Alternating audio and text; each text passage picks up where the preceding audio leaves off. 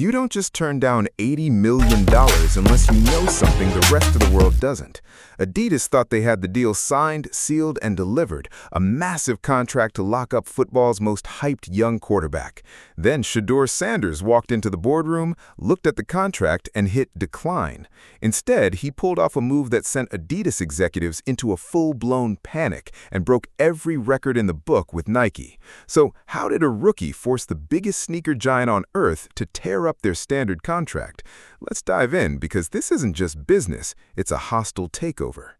To really understand how we got to this point, you have to rewind a bit. Why can't we all just get The apparel world operates. For decades, sportswear giants have had a standard playbook when dealing with incoming NFL rookies. They bring you into a room, throw a handsome sum of money on the table, slap a generic logo on a few cleat colorways, and tell you to be grateful for the opportunity. They tell young players to fall in line, keep their heads down, and wait their turn before even thinking about signature gear or multi-million-dollar equity share. But if Adidas thought they were dealing with just another wide-eyed rookie eager to sign on the dotted line, they completely misread the room. Shedeur Sanders isn't just another player entering the league. He's a brand power player who has been operating under the brightest lights since day one. Before even stepping foot into an NFL facility, Shedeur was already rewriting the rules of modern athlete marketing. From his days at Jackson State dominating the SWAC to his explosive rise under his father Deshaun Sanders at Colorado, Shedeur brought a completely different energy to the game. He made high-fashion luxury drip standard equipment on the sidelines. He made walking out for pre-game warm-ups wearing diamond-encrusted watches, turning a simple wrist flex into a global cultural phenomenon that went viral across every social platform on the planet. He dropped a viral rap single titled "Turn Back" right before reporting to training camp, showing the world that his creative output doesn't stop when he steps off the gridiron. He hosted a massive youth football clinic in Northeast Ohio, packing Brooklyn High School with over 500 local kids, effortlessly blending grassroots community connection with big city star power. Shedeur didn't just play quarterback, he generated culture. And when you generate culture, corporate boardrooms don't get to dictate your terms. So, when Adidas came knocking earlier this offseason, they brought what they believed was an offer no young player in their right mind could ever refuse. We're talking about an $80 million package designed to make Shedeur the absolute face of their football department. Adidas executives in Germany were convinced they had executed the ultimate preemptive strike. They flew in top decision-makers, rolled out the red carpet, and presented a long-term contract structure that would guarantee massive baseline wealth. On paper, it looked like a dream scenario. It was the kind of generational money that most families can only dream about. The executives were already congratulating themselves in internal emails, preparing the global press releases, and planning product launches centered around their brand new flagship athlete. But inside those closed-door negotiation meetings, the atmosphere quickly shifted from celebration to cold reality. Shedeur and his representation weren't just looking at the top-line number. They were looking at the fine print, the control, and the future. Adidas wanted total control over the marketing direction, standard corporate oversight, and a traditional endorsement model where the athlete simply acts as a billboard for the brand. Shedeur looked at their multi-page proposal, paused, and started asking questions that caught the executives completely off guard. He didn't ask about base salary or yearly stipends. He asked about creative authority. He asked about custom apparel lines bearing his personal brand identity. He asked about long-term equity stake and global distribution control. When Adidas hesitated, offering platitudes about how rookies need to prove themselves in the NFL before getting full creative leverage, Shedeur politely closed the binder, stood up, and walked away from $80 million. Imagine the sheer panic that set in inside Adidas headquarters the moment that news hit. The German sportswear giant had essentially cleared out their entire rookie football budget, banking everything on landing Shedeur to spearhead their gridiron revival. To have an incoming quarterback look an $80 million check in the eye and say no thanks was completely unprecedented. Phone calls were frantically made, emergency board meetings were summoned, and desperate follow-up offers were prepared. But by the time Adidas realized the magnitude of their mistake, it was already too late. The door had slammed shut, and a rival giant was lurking in the shadows, ready to strike.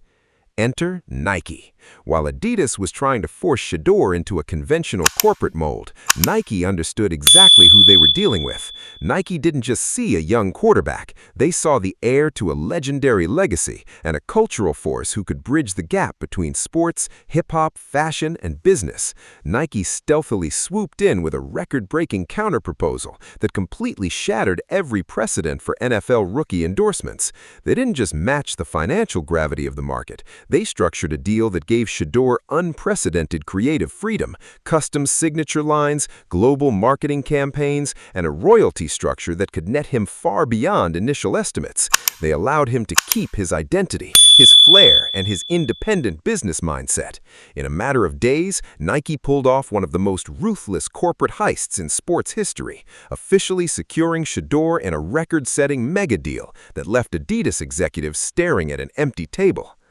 Now ask yourself this, what kind of confidence does it take for a young player to pull off a power move like that before he's even solidified his place as a full-time starter in the NFL? That kind of unshakable confidence doesn't just stay in executive boardrooms, it bleeds directly onto the football field. And right now, that exact same fearless energy is tearing through Berea, Ohio, where the Cleveland Browns are hosting what has quickly become the most fiercely debated training camp battle in the entire league.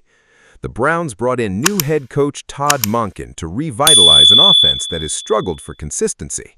And Monken made one thing crystal clear from day one: nothing is being handed to anyone. The quarterback jersey numbers might carry big money reputations, but the actual starting job is an open battle. On one side, you have veteran Deshaun Watson, carrying a massive contract and years of league experience, trying desperately to prove that he can still be the high-caliber passer the Cleveland traded the farm for. On the other side, you have Shedeur Sanders, armed with supreme swagger, rapid-fire decision-making, and a swelling fan base that is practically begging the organization to hand him the keys to the franchise. Despite media attempts to paint this training camp battle as a toxic personal feud, both quarterbacks have handled the spotlight with surprising maturity.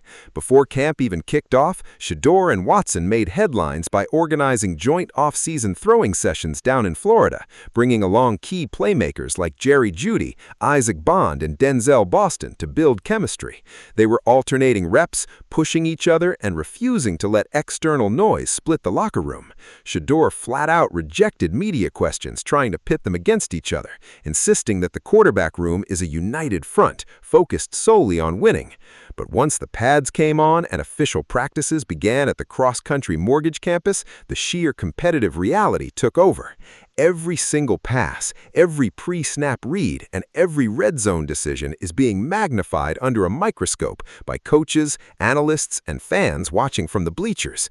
And as the first week of training camp unfolded, the contrast between the two passers started sparking serious conversations. Reports out of camp detail how the reps are shaking out under Coach Monken's new offensive scheme. In the early 11-on-11 and 7-on-7 installs, Watson showed glimpses of his playmaking ability, connecting on deep strikes to Isaiah Bond, but he also struggled heavily with turnover bugaboos. Over that 4-day stretch of practice, Watson completed 64 of 90 passes, a respectable 64.4% completion rate, but tossed a staggering 6 interceptions as Cleveland's aggressive secondary capitalized on his mistimed throws. You could see the frustration on Watson's face after dropping his shoulder after a forced throw into tight coverage, knowing that every mistake is being logged by the coaching staff. Meanwhile, Shedeur Sanders was operating with surgical precision. During that same opening 4-day span, Shedeur put up eye-popping numbers, completing 64 of 91 passes for a blazing 70.3% completion rate, throwing 4 touchdowns against just a single interception. Coach Monken openly praised Shedeur in press conferences, highlighting how much faster he's processing the offense and how much more decisive he's become in pushing the ball downfield or taking the crisp checkdown to receivers like Raheem Sanders out of the backfield. While Watson was turning the ball over, Shedeur was calmly dissecting defenses, stepping up in the pocket, and showing the kind of field vision that made him an NCAA completion percentage leader in college. Even the rest of the quarterback room, featuring talented young signal callers like Dylan Gabriel and Tylen Green, are feeling the intensity of this environment. Gabriel has flashed sharp intermediate accuracy, throwing for 3 touchdowns in early team drills, while Green has shown incredible efficiency on limited snaps. General manager Andrew Berry is managing an unusually deep quarterback room, leading many league insiders to speculate whether roster moves or trade talks could ignite before preseason wraps up. But make no mistake about it, the main event, the fight everyone is buying tickets to see, is Watson versus Shedeur. Former NFL players turned analysts are already losing their minds over how Cleveland should handle this decision. Sports commentator Dan Orlovsky didn't hold back on national television, passionately arguing that starting anyone other than Shedeur Sanders come Week 1 would be flat-out foolish based on performance, upside, and command of the offense. Orlovsky pointed out that Shedeur possesses a rare combination of composure and elite ball placement that fits Todd Monken's fast-paced, high-concept offense like a glove. When you couple that on-field production with his proven ability to perform under immense pressure, the argument for sitting him becomes harder